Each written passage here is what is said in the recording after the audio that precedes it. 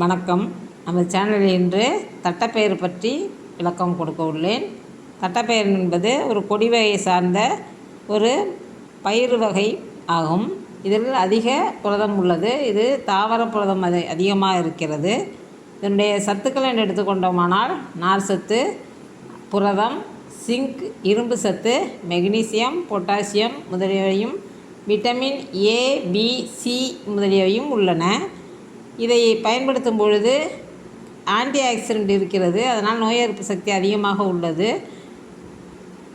சர்க்கரை உள்ளவர்கள் per KG 1 gram புரதம் சாப்பிட வேண்டும்.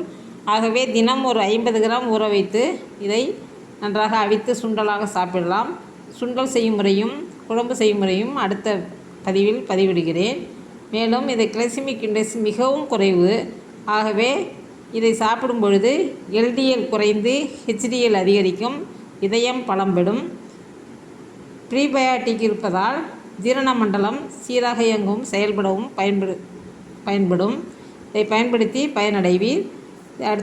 அடுத்த பதிவில் இது உணவில் அடை, சுண்டல், குழம்பு முதலியவைகளை செய்து சாப்பிடலாம்.